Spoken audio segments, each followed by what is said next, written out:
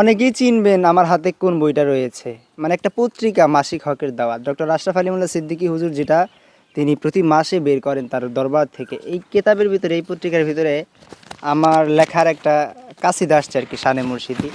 তো নিজেকে সৌভাগ্যবান মনে করতেছি যে এই লেখাটা আসলে সেখান থেকে প্রকাশ করা হয়েছে। আপনারা দেখতে পারবেন এটা হচ্ছে আপনার ৩২ পৃষ্ঠা ৩য় সংখ্যা মাসিক হকের দাওয়াত ৩য় সংখ্যা ৩২ পৃষ্ঠায় এখানে আছে যে শানে মুর্শিদি মোহাম্মদ ওবায়দুল্লাহ সিদ্দিক। এটা আপনারা পাবেন আর কি।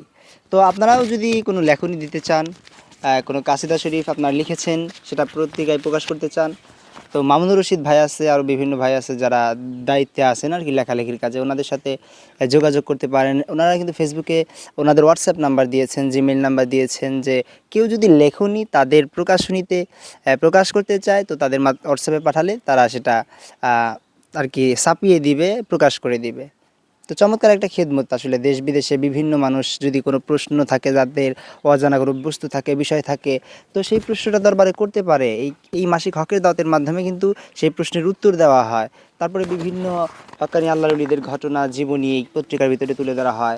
বিভিন্ন মাসের আমল, কোরআন শরীফের বিভিন্ন ডকুমেন্ট ভিত্তিক কথা এই কেতাবের ভিতরে, এই মাসিক হকের দাওয়াতের ভিতরে কিন্তু প্রতি মাসেই আসতেছে। এটা ৩য় সংখ্যা চলতেছে। ইনশাল্লাহ প্রতি মাসেই বের হবে।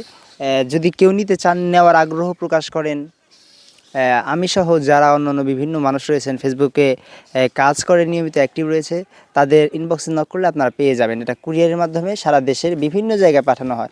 ইতোমধ্যেই অনেক মানুষ কিন্তু এটা নেওয়া শুরু করেছে আলহামদুলিল্লাহ। আমাদের টাঙ্গাইলেও কিন্তু প্রায় 40 পিস আমরা এনেছি, অনেকগুলোই আমরা সেল করতে সম্ভব হয়েছি আপনাদের দোয়ায়।